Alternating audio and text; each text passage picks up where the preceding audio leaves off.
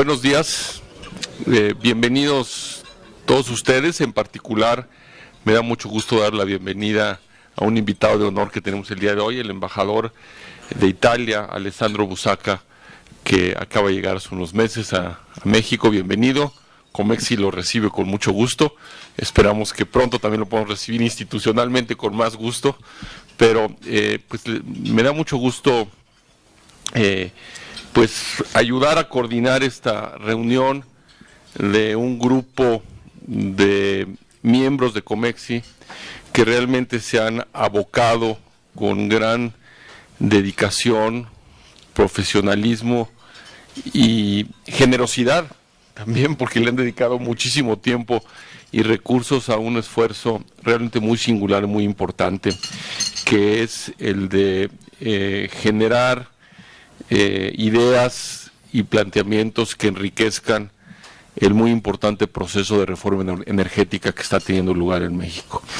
Como ustedes recordarán, hace unos meses este grupo se adelantó y puso en la mesa de discusión, antes de que el Poder Ejecutivo de México presentara la iniciativa de reforma energética, el grupo de trabajo sacó un documento que fue terriblemente influyente e importante. Algunos de los miembros de este grupo de trabajo incluso fueron invitados a participar en los procesos de consulta que llevó a cabo el Senado de la República, y como bien nos lo hizo saber y nos lo recordó Ernesto Marcos, que es uno de los miembros del grupo de trabajo, en una sesión anterior que tuvimos, en la exposición de motivos de la reforma energética que fue aprobada por el Congreso mexicano, hay textos incorporados del documento de Comexi, donde parte de la argumentación y parte de la justificación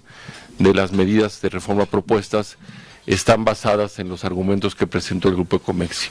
Entonces creo que eso pues debe hacer que Comexi esté muy orgulloso, y en particular el grupo de trabajo debe estar muy satisfecho. Y ahora pues se han seguido con este trabajo, y hoy vamos a tener la oportunidad de escuchar a algunos de los integrantes del grupo que nos presenten las conclusiones de un documento adicional que tienen todos ustedes, que incluye 7 principios o 7 características que este grupo recomienda que debe tener la legislación secundaria que está siendo discutida y en su momento va a ser presentada al Congreso para su aprobación.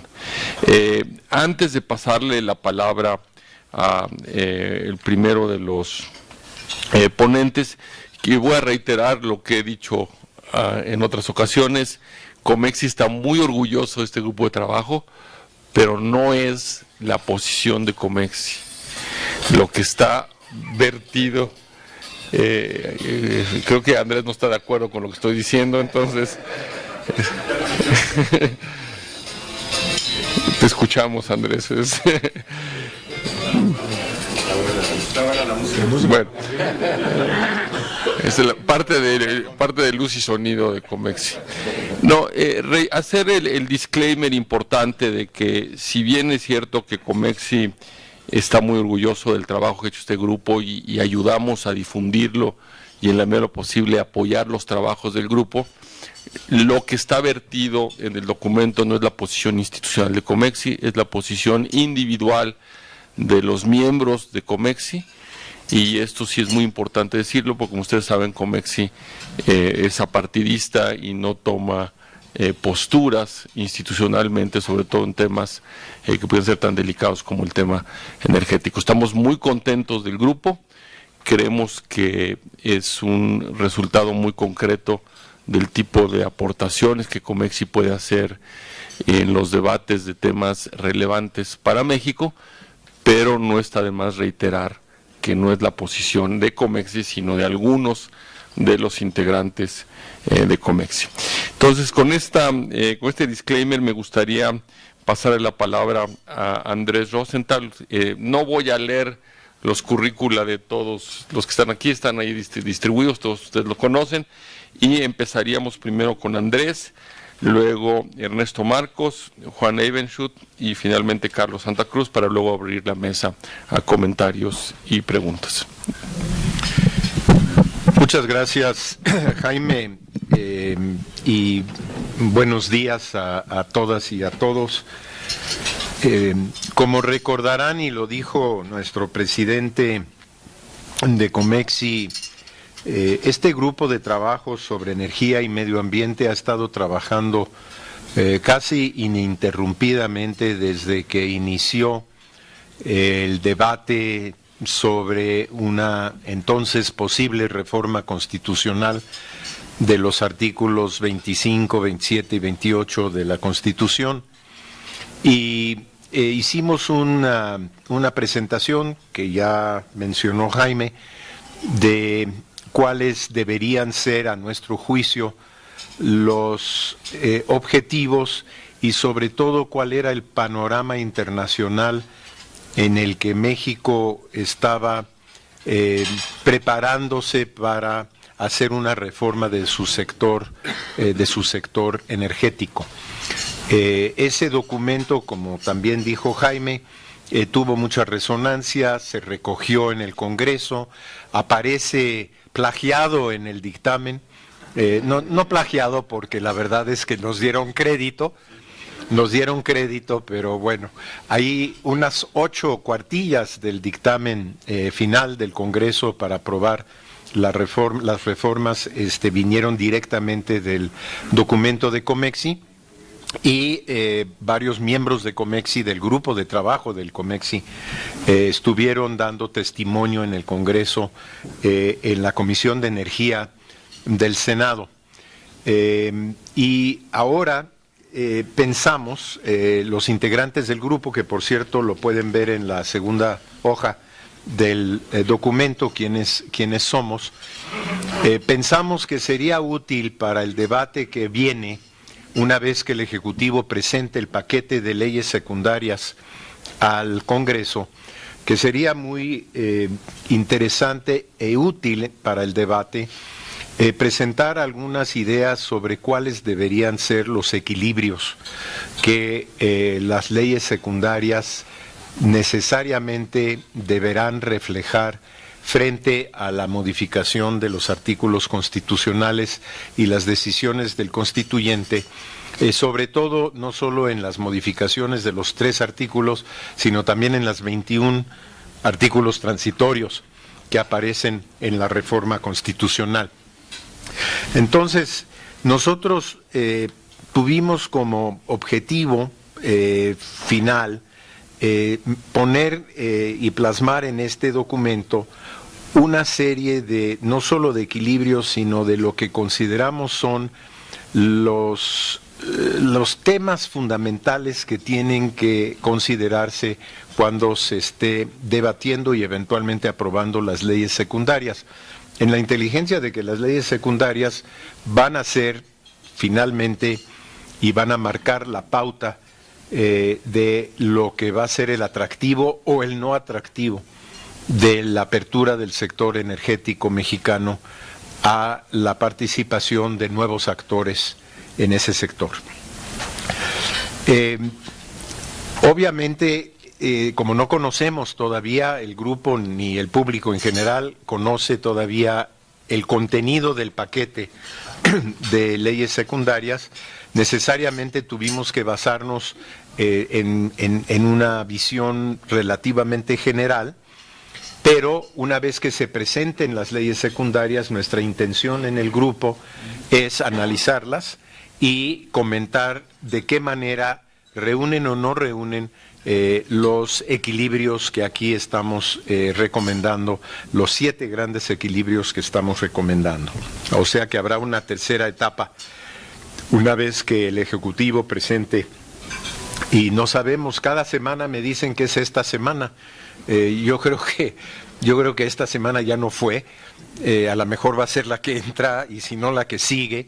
Me da la impresión de que aquí hay una especie de compás de espera. Dentro del Congreso sí se está discutiendo el tema, pero todavía no se da a conocer el paquete como tal. Además de los 7 equilibrios, y esto lo verán ustedes dentro de todo el esquema del documento, hay una serie de objetivos incorporados que consideramos esenciales para las leyes secundarias. El primer objetivo y el más importante a nuestro modo de ver es que las leyes secundarias no vayan ni a retroceder ni a constituir una regresión frente a la intención del constituyente en las reformas constitucionales, las reformas de la Carta Magna y los 21 artículos transitorios. Eso es muy importante. Las leyes secundarias deben adicionar detalle a lo que ya se aprobó como reforma constitucional, pero ciertamente no modificarlo, ni la intención, ni el contenido. El segundo objetivo que tenemos es que las leyes secundarias deben ser muy cuidadosamente equilibradas entre lo que es el interés público y lo que es el interés de un mercado que se va a abrir. Eso lo verán, esto se refleja en casi todos los equilibrios en el documento. Creemos que tenemos que tener transparencia bajo reglas claras de hasta dónde la transparencia sirve el interés público y cuándo la transferencia puede interferir con propiedad intelectual o condiciones de mercado donde empresas privadas o empresas públicas tengan que cuidar sus informaciones propietarias que no deben ser necesariamente del dominio público. Hay que tener certidumbre, probablemente ese es el tema más importante, que a los nuevos actores y a la misma empresa hoy estatal, mañana compitiendo en un sector abierto a nuevos actores, debe haber certidumbre a corto, a mediano y a largo plazo.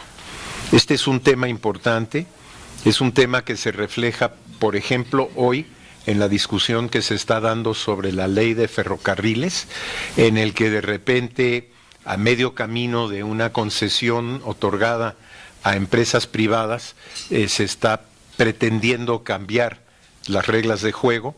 Esto es algo que probablemente, si se fuera a trasladar al sector energético, crearía incertidumbre en lugar de certidumbre. Hay que tener todo un aparato regulatorio no solo efectivo, sino justo y con la posibilidad de aplicación de sus decisiones.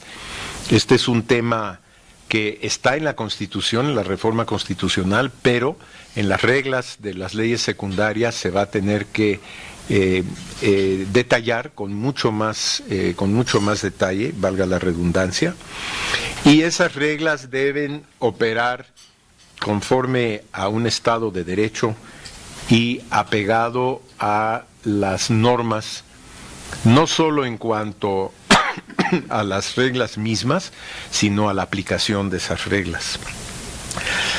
Un cuarto objetivo es que Pemex y la Comisión Federal de Electricidad deben quedar fortalecidas a partir de la reforma y no debilitadas. No se trata de eliminar al anterior monopolio estatal, se trata de darle la posibilidad, como empresa estatal productiva, como se le ha llamado, la posibilidad de competir en un terreno parejo con los demás actores que vayan a entrar al sector. Se le da una cierta primicia a Pemex y a CFE en cuanto a la llamada ronda cero, para que puedan ellos decidir en qué áreas quieren permanecer y en qué áreas están dispuestos, ya sea a dejar a otros solos o a aliarse junto con otros actores para continuar a trabajar esas áreas. los nuevos actores deben tener confianza en los procesos y en el hecho de que hay competencia libre y transparente. Hay que fomentar tanto a nacionales como a extranjeros, cuidando siempre el interés nacional y los compromisos internacionales. Ahí van a ver en el documento toda una parte que tiene que ver con los compromisos internacionales de México en materia de tratados ya suscritos, que necesariamente tienen que equilibrarse con la idea de que queremos fomentar la industria mexicana, queremos fomentar el empleo en México, queremos fomentar que actores nacionales puedan participar en este sector, además de actores internacionales. El sexto objetivo es aprender de ejemplos positivos y negativos de otros países. México no es el primer país que pasa por una transición como esta. Varios países lo hicieron y varios países tuvieron buenas y malas experiencias. Hay toda una parte que se refiere, por ejemplo, a las experiencias de Brasil, de Petrobras, de Colombia, de Ecopetrol, donde han habido buenas y malas experiencias y México debería cuidar de aprender de esas experiencias. Y finalmente, el séptimo y último objetivo es el de asegurar que podamos capacitar a una nueva generación de técnicos mexicanos para el sector energético. Esto es una parte muy importante porque tenemos un déficit en la materia en cuanto a los recursos humanos y abriéndose el sector, independientemente de si es una apertura extensa o es una apertura limitada al inicio, se van a necesitar personal capacitado, ingenieros y otros para poder trabajar en el sector y poder apoyar a quienes deciden entrar. Esos son los objetivos. Y ahora nuestros colegas en el grupo, Ernesto Marcos, Juan Ivenschutz y Carlos Santa Cruz, van a hablar cada uno de algunos de los detalles de los equilibrios. Ernesto va a hablar de los 7 equilibrios ya más en detalle. Juan nos va a hablar un poco sobre el tema eléctrico, que conoce algo de eso, creo. Y Carlos nos va a hablar de las fuentes renovables energéticas que también están reflejadas aquí. Quiero hacer notar que en el primer informe, en el primer documento que hizo Comexi, no tuvimos la posibilidad de incorporar esos dos otros sectores. Nos limitamos en ese entonces al tema de hidrocarburos, pero ahora ya este documento es mucho más completo porque ya contiene elementos sobre el tema eléctrico y sobre el tema de fuentes renovables de energía. Muchas gracias. Sí, buenos días, muchas gracias. Me toca tratar de sintetizar el tema de los equilibrios que se explican en el documento, y quisiera primero hacer la observación de que, discutiendo estos principios u objetivos últimos de la reforma, nos dimos cuenta de que hay objetivos o principios que no necesariamente son contradictorios, pero que si algunos se aplican de manera dogmática, pueden generar un desequilibrio que impida el logro de objetivos de largo plazo. Es por eso que hablamos de principios y equilibrios que pretenden, como dijo muy bien Andrés, crear un mercado petrolero y un mercado eléctrico que no tenemos. Nunca hemos tenido un mercado en el petróleo y en la electricidad. Y un mercado implica un marco regulatorio y un conjunto de instituciones que constituyan un ecosistema que funcione en el largo plazo. Es decir, no se trata simplemente de un conjunto de empresas que constituyen una industria, la industria petrolera, la industria eléctrica, en donde básicamente las ganancias de uno significan pérdidas del otro, es un juego de suma cero. En un mercado habrá quienes ganen y quienes pierdan, pero las reglas tienen que asegurar que eso no inhiba la participación futura y que tengamos pues una red de instituciones que aseguren que no hay barreras a la entrada en el largo plazo.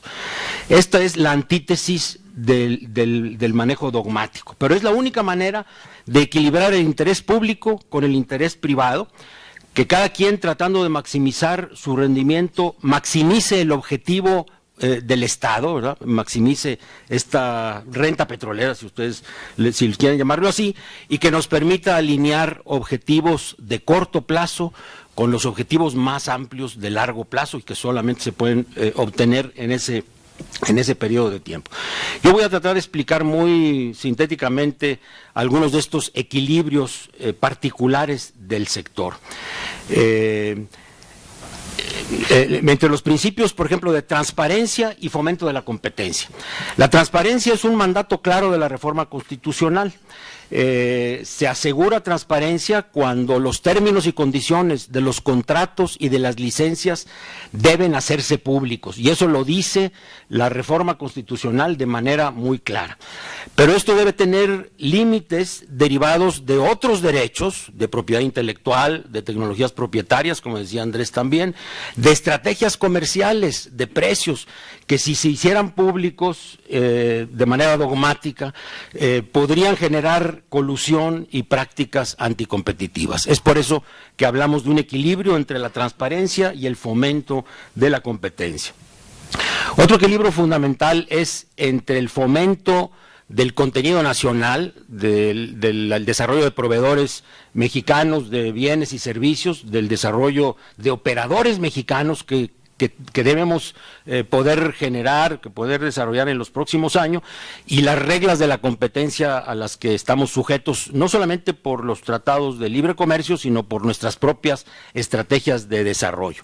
Hemos escuchado por ahí algunos legisladores que dicen, el debate debe ser ¿cuál es el porcentaje de contenido nacional que debemos exigir a los participantes? Y nosotros creemos que esto está equivocado, que ese enfoque no funciona en un esquema de mercado. Cuando teníamos el modelo del monopolio estatal, era muy lógico, y así lo dice la ley de la reforma del 2008, pues que se le pide a Pemex que en todas sus licitaciones imponga un contenido mínimo nacional. Pero eso no funciona cuando hablamos de un mercado competitivo.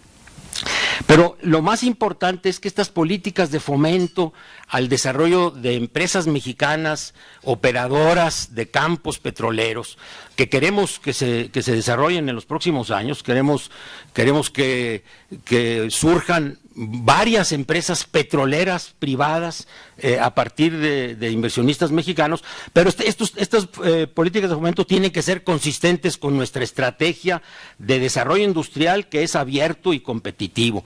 Por eso tenemos casos de éxito como el automotriz y el aeroespacial, y en el documento hacemos alguna comparación con Brasil, que viene a cuento con esos mismos sectores, donde yo creo que hemos demostrado y nos hemos comprobado a nosotros mismos que nuestro esquema funciona mejor en el largo plazo, y que el fomento de las empresas mexicanas requiere de financiamiento, de un mercado de capitales que hoy no existe, del apoyo a la investigación y al desarrollo tecnológico.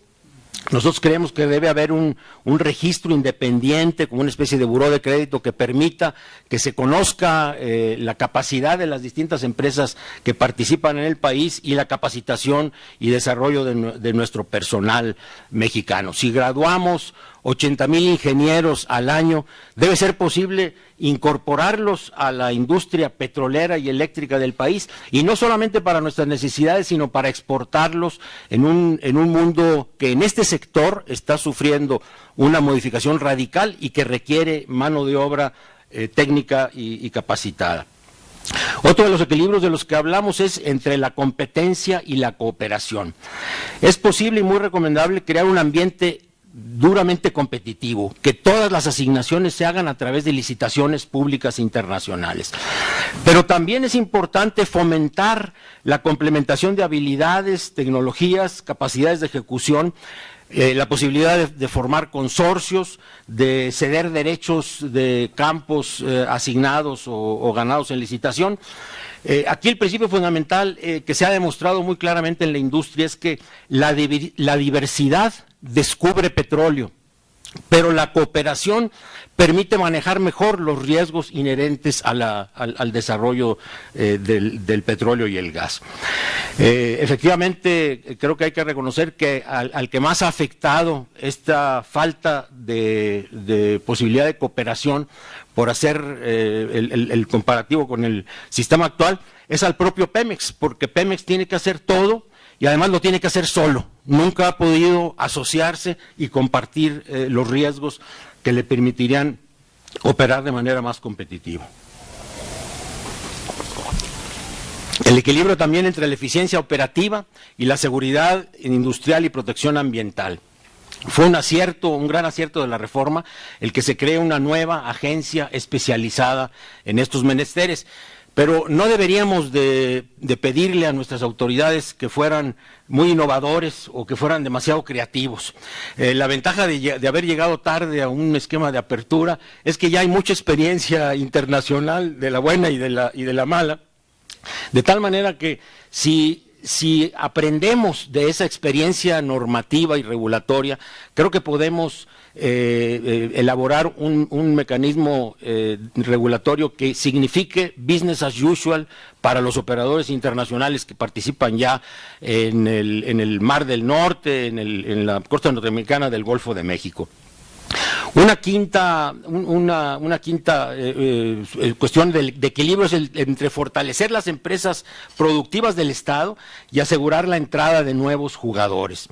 Necesitamos un Pemex fuerte, eso es indispensable para que la reforma funcione, y por eso es que tendrá un nuevo estatuto jurídico que lo haga una empresa productiva del Estado, y por eso es que también en la ronda cero se le asignan, fuera de un esquema de competencia, una serie de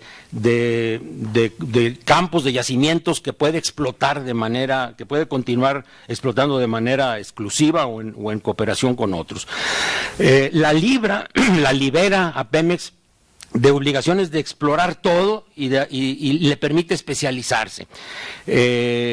La gran fortaleza de México es la prospectividad, la oportunidad de explotar recursos hidrocarburos que son abundantes, pero además nuestra riqueza de hidrocarburos es muy diversa y por lo tanto hay que atraer a operadores de todos los tamaños y de todas las especialidades. Finalmente, el equilibrio entre la recaudación de los derechos petroleros y la generación de valor a largo plazo. Este es el concepto de la renta petrolera, que siempre dijimos que podría servir como un criterio muy claro para evaluar la reforma y las políticas específicas que se deriven de ella, porque la renta petrolera le pertenece al Estado y el Estado debe capturarla, pero sin buscar solamente la contribución inmediata y de corto plazo, porque la explotación de un yacimiento de manera acelerada sí genera un beneficio muy rápido para el Estado para cubrir las necesidades presupuestales de este año, pero pone en riesgo la recuperación más racional del yacimiento a largo plazo. Simplemente quiero recordar que en el caso de Cantarell, que todos conocemos, un 1% adicional de porcentaje de recuperación del petróleo in situ vale más de $1,000 millones a los precios actuales. Quiere decir que si una explotación muy acelerada nos permitiera recuperar el 36%, bueno, pues 5% más significarían $5,000 millones adicionales. Finalmente, alinear los incentivos, lograr mantener estos equilibrios y fomentar la competencia efectiva en todas las etapas de la cadena de valor, aumenta la renta en beneficio de esta y de las siguientes generaciones de mexicanos. Muchas gracias. Se lo pasamos a... Bueno, pues, muchas gracias y buenos días.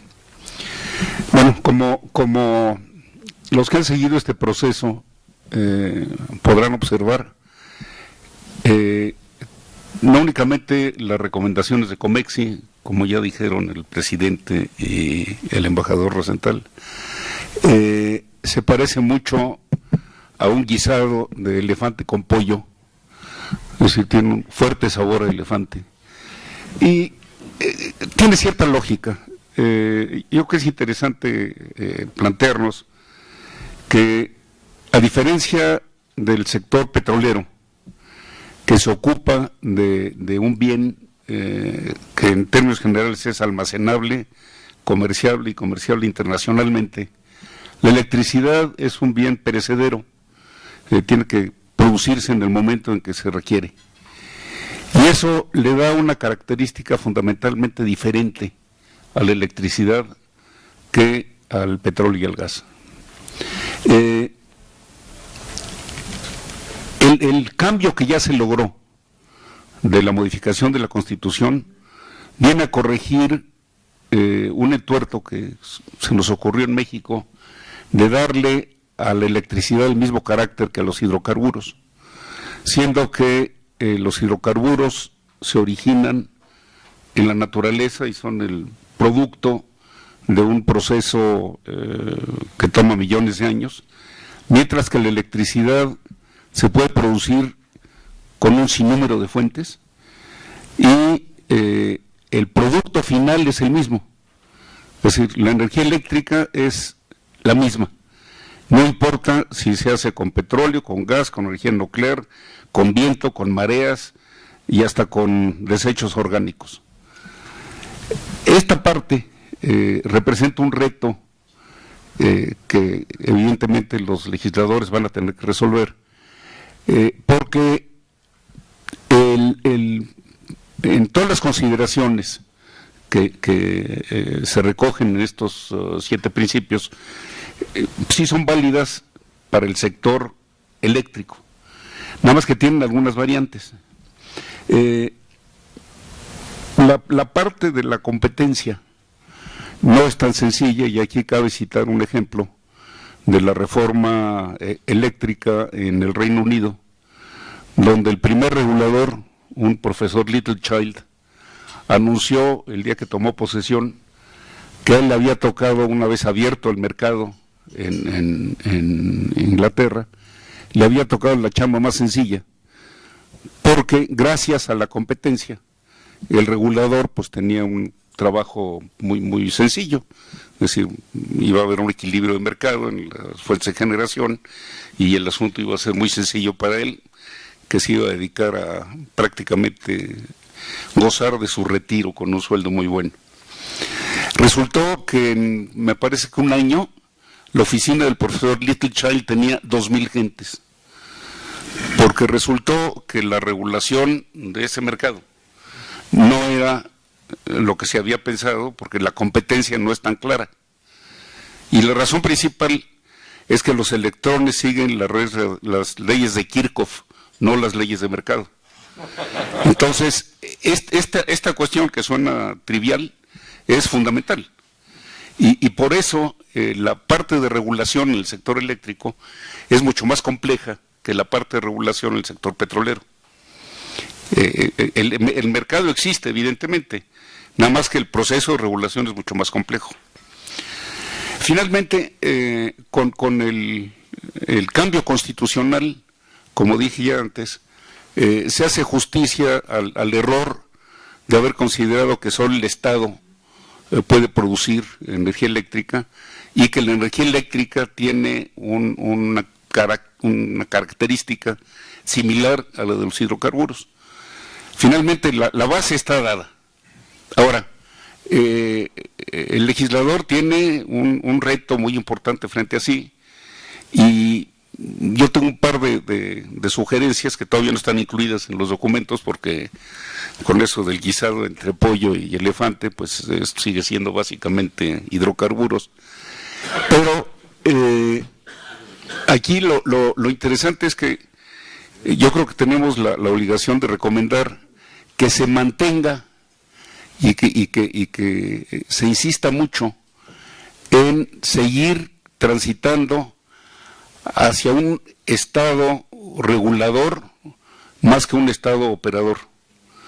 El camino va bien, y de hecho la administración actual está funcionando en ese sentido. Sin embargo, hay que tener cuidado de no caer en el error de querer operar. que es un reto no trivial. Y como ejemplo, quiero señalar la independización del SENACE. Es decir, uno de los planteamientos que ya se tiene es que el Centro Nacional de Control de Energía va a dejar de pertenecer a la CFE con el fin de evitar que haya partipri en el despacho. Lo que se ha estado manejando, de hecho es lo que dice ya algunos de los transitorios, es que el SENACE va a depender del Estado.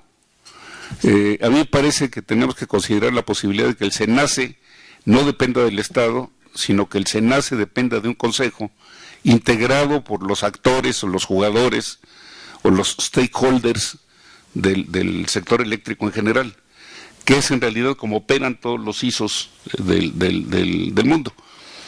La Comisión Reguladora de Energía tendrá la obligación de garantizar que el SENACE funcione como debe de ser. Pero el interés principal está en que el board que controle el SENACE está integrado por los dueños de las generadoras y las transmisoras.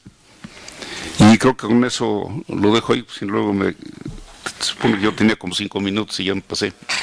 Gracias. Muchas gracias. Muy bien.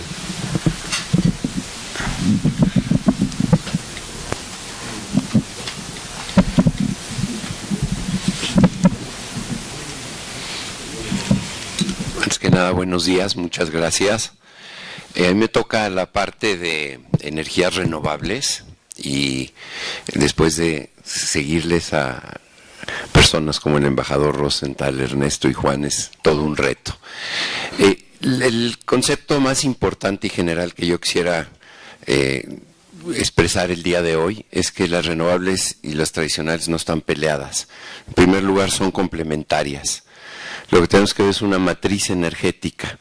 Las funciones del petróleo, líquidos, etcétera, la energía nuclear son de cierta forma diferentes y para diferentes usos. La cuestión de automóviles, etcétera. Entonces, el primer punto es que esto le da una flexibilidad y confiabilidad y resiliencia a la red eléctrica. En el momento que nos vamos a la parte de renovables, son muchos pequeños distribuidos, con lo cual no hay que tener redes de transmisión con todos los problemas que vienen, digamos, de derechos de vía. Entonces se generan más bien trabajos locales, empresas locales y transformación más hacia trabajos verdes. Un punto que no se ha tocado mucho en esta reforma, pero que es muy importante, es la parte de la eficiencia energética, y en específico en edificios. Los edificios son de los grandes usuarios de energía eléctrica, y en nuestro país realmente el reto es enfriar, no tanto calentar, y enfriar es más caro que calentar. Estoy viendo a Claudia que dice con toda razón que sí, y una de las grandes cosas que podemos usar, como con la AMPIP, es usar esos millones de metros cuadrados de techos de parques industriales para generar energía eléctrica. Ahí está, es un recurso que hay que usar. Una buena parte del noreste de México está a la misma latitud que el Sahara, y Baja California, bueno, pues tiene otro tipo de retos. Aparte de eso, es una isla energética, Baja California Sur, con tarifas eléctricas muy altas. Entonces, pasando a otra parte, pues, ¿cuáles son las energías que vemos que están despegando en México? Bueno, la eólica ya es altamente competitiva. Tenemos uno de los 2 lugares o 3 del mundo con más fuerza, digamos, de la naturaleza en la cuestión eólica, con lo bueno y lo malo que eso trae. La parte solar ya la tocamos, una parte es lo fotovoltaico y otra parte es también para el manejo y calentamiento de agua. La geotermia se ha abierto al sector privado recientemente, es una parte muy buena para la parte básica y estable de la generación de energía eléctrica, y no hay que olvidarnos de áreas como biomasa. La biomasa existe mucho en nuestro país, todos los desperdicios, y bueno, las minerías anhidros. El concepto primordial aquí es que son energías renovables y distribuidas, y en algunos casos también son energías limpias. Entonces, aunque en muchas veces la inversión en el capital es mucho más alto, la inversión operativa es mucho más baja, porque no se usa el combustible. Entonces, cuando analizamos estos proyectos tenemos que ver esta cuestión. Un punto importante que se ha hablado aquí también es de los recursos humanos. No olvidemos que General Electric en Querétaro tiene más de 1,600 ingenieros, cuestión que no tiene ni en India ni en China, y entre otras cosas creo que ha sido mucho el despegue de la zona de Querétaro, es esta gran capacidad creativa de los ingenieros. El tema de cooperación y competencia. Todos nos quedamos fijados en la parte de Darwin de que sobrevive el más duro, pero esa es la parte de la adolescencia en los sistemas vivos, ¿no? En la parte de madurez, si no hay cooperación, los sistemas se mueren. Entonces, tenemos que ver la competencia junto con la parte de la cooperación. Finalmente, hay que pensar, como bien dijo Juan, que los mercados eléctricos son muy complejos. California tuvo una experiencia pues muy difícil al abrir sus mercados, entonces no caigamos en lo mismo. Y bueno, China es el mayor productor en casi todos los parte del equipos de capital en renovables y también uno de los mayores usuarios. La última parte que quisiera dejar con ustedes es que son inversiones que se distribuyen en muchos lugares, se crean trabajos en muchos lugares de calidad y no es en vez de, es además de, es crear la capacidad que cuando hay, por ejemplo, en el día más caliente del verano, que a la hora de la tarde, que es lo que nos interesa a la larga, que nos podamos dar un regaderazo con agua caliente y tomarnos una cerveza fría. Muchas gracias. Gracias. Pues muchas gracias a los panelistas. Como pueden ver en estas presentaciones someras, pero muy ricas, el documento y la aportación que hace el grupo a la discusión yo creo que es muy relevante, muy oportuna. Realmente los invito a que revisen el documento y nos ayuden a distribuirlo. Por supuesto que Comexi hará lo propio, lo vamos a hacer llegar a todos los legisladores y a todos los participantes en el debate, pero obviamente también ustedes nos pueden ayudar a que se conozca el muy importante trabajo de este grupo. Pues muchas gracias. Con esto yo creo que damos por concluido esta sesión. Les agradezco en primerísimo lugar a nuestros panelistas, no solo por la sesión de hoy, sino por todo el trabajo que han hecho y por supuesto ustedes con su asistencia y con su trabajo futuro. Muchísimas gracias. Bueno, pues